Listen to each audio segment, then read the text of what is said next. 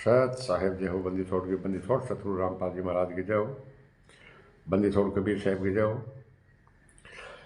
भगत भाइयों, ये ज्ञान अमृत एवं षड्यंत्र का बीज पुस्तक एवं PDF एवं लिंक प्राप्त करने के लिए 98 280 और 72 914 ओम प्रकाश दास, राजस्थान, श्री गंगानगर से आप प्राप्त कर सकते हो। भगत भाइयों, इस पुस्तक में संत रामपाल जी महाराज का बरवाला कांड, करोथा और छुड़ानी धाम का संपूर्ण खुलासा है इसमें। भगत भाइयों, और जो 17, 18, 19, 20 को जो ये बहुत दिवस मना रहे हैं ना, तो भगत भाइयों भूल कर भी मत जाना।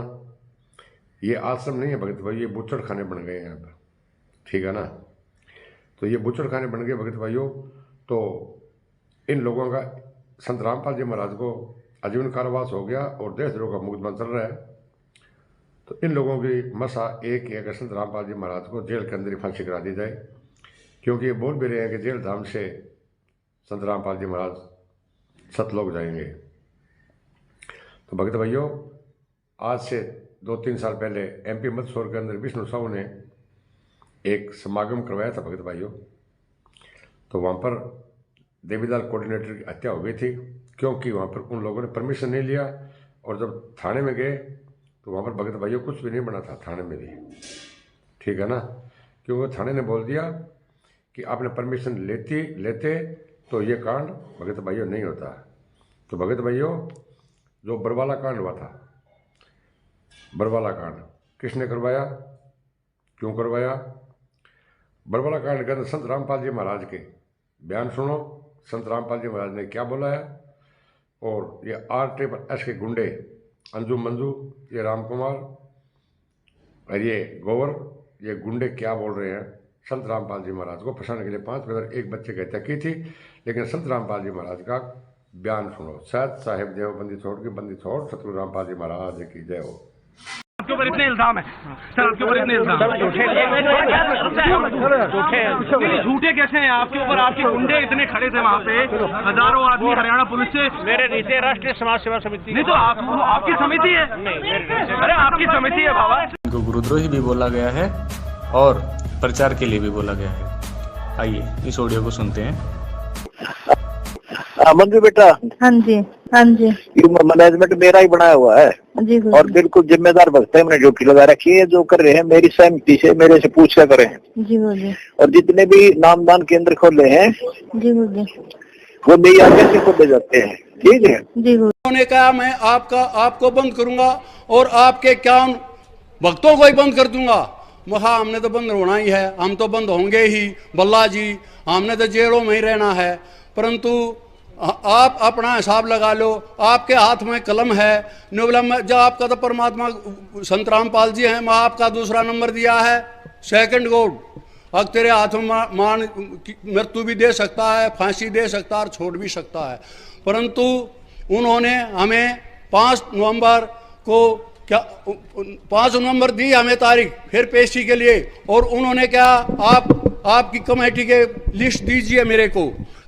कमेटी की लिस्ट मैंने उसको उन्हों को दे दी है।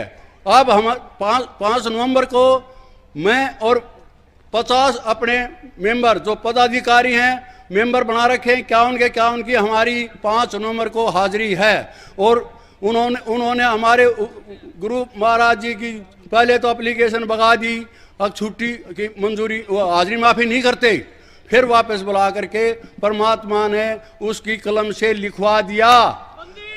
और सतगुरु रामपाल जी महाराज की जय हो। क्योंकि वो चाहते हैं संत रामपाल जी महाराज को इसके विषय में जोड़ने के लिए।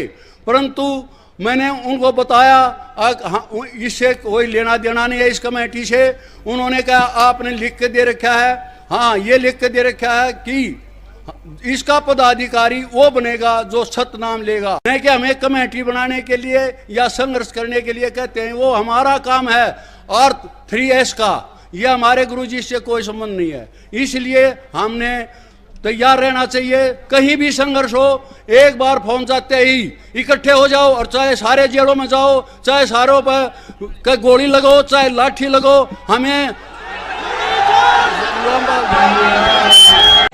आखिर हाथ में हथियार उठाकर बाबा के समर्थक बीमार बाबा की तबीयत कैसे ठीक कर सकते हैं?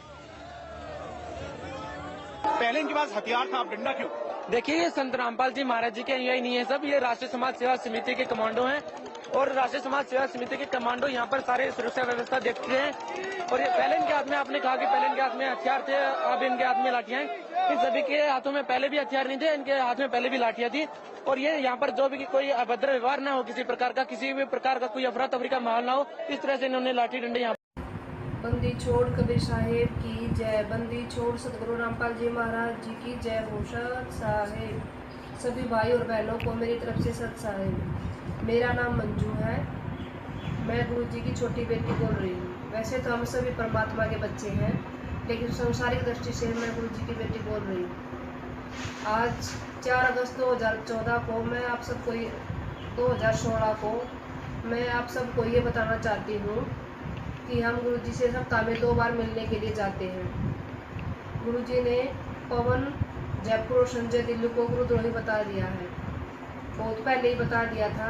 जो ये ऑडियो डाल रखी है पवन, जयपुर और संजय दिल्ली ने, ये बहुत पुरानी है। जो भी भगत इन पवन और संजय के संपर्क में आ चुका हो तो गुरुजी का आदेश है अपना नाम शुद्ध करवा ले। यदि किसी भी भगत को किसी प्रकार की कोई शंका हो तो हमसे संपर्क करके पूछ सकते हैं। एक विशेष सूचना, गुरुजी का आदेश है कि मोहनलाल जी की मानकर चले। सभी भाई और बहनों को सत साहिब। नानी। बंदी छोड़ सतगुरु रामपाल जी महाराज की जय हो। ये मेरी माता जी है। हम सभी पूरा परिवार गुरुजी से मिलने के लिए जाता है।